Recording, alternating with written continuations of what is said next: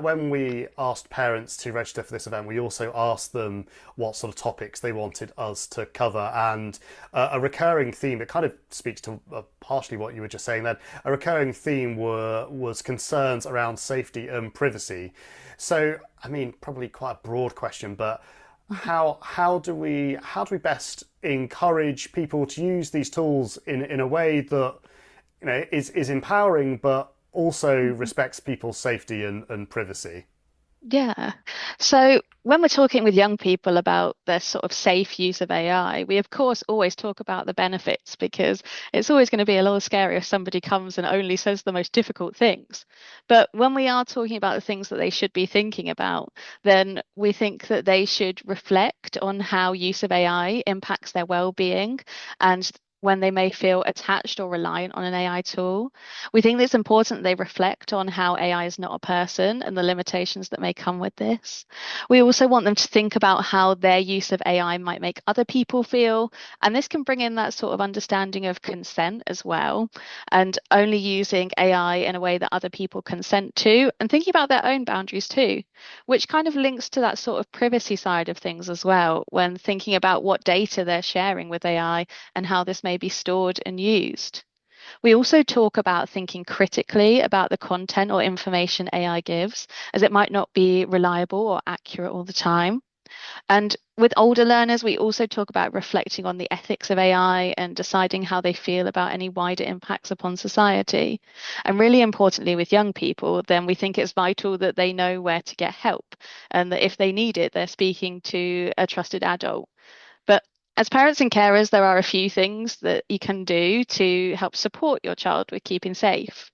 Firstly, sort of the biggest tool that you have is talking. Talking regularly is the best way to create an environment with your children where they can be open and honest about what's going on and their experiences. And in this, I would always recommend that you stay non-judgmental in your language and ask lots of questions because you want it to be a conversation and to find out their opinion and thoughts. Although it's something I would recommend for any online safety topic, there are a few sort of things you can think about specifically with AI. So this could be whether they're using AI or what they would like to do with AI or how they're using it.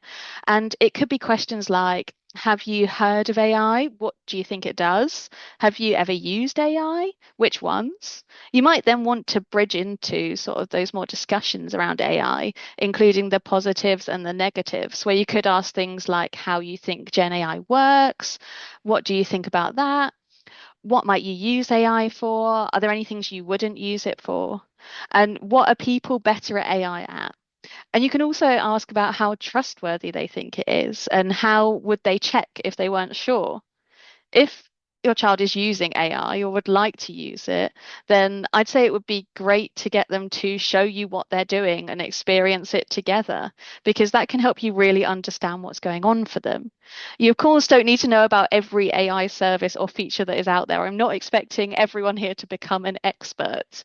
But if you're having those conversations and trying things out with them, then you'll know which apps or platforms you want to look into more and which ones you're going to put more effort into researching so that then you can understand those specific ones for your child. Another good thing I'd say for parents and carers to be thinking about when teaching safe use of AI is to think about those settings and parental controls that can be put in place, because it's useful to think about what there is available to you, especially with thinking about that sort of privacy side of things, that AI might collect any data about you or your family. So looking at those settings is a good way to feel more confident that you know what it's collecting and how this may be shared on. Like with other online services, you can normally find this in the settings. And to help with accidental sharing, it can be good to remind your children of that sort of general online safety messaging that they will have traditionally had about personal information, that they want to be careful where they're sharing personal information and who might access it. Another important setting to think about is the age of the account. A bit like you were mentioning earlier, Ben, then different ages will be allowed to do different things with AI. And some AI features or platforms might have safeguards in place for people under a certain age. So it's important to check that your child's account is set to the right age, because as we know, children may sometimes put their age a bit higher because they think they might be able to do more. But we want to help keep them safe with those safeguards. So checking their age is right is a good idea. And some AI tools and apps do have parental controls as well. And these will vary from platform to platform, but normally are things that you'll be able to look up. They tend to have them available on their websites to talk about how you might put these on, or you can tend to search for it as well. Now, the last suggestion that I would make is for parents to be aware of where to go for help if something goes wrong. So that could be making yourself aware of reporting features on any AI technology your child is using, or knowing that if you need further help, then you can reach out to online guides or helplines, or even the police in serious situations. So you're not alone in this, and there always is more help available.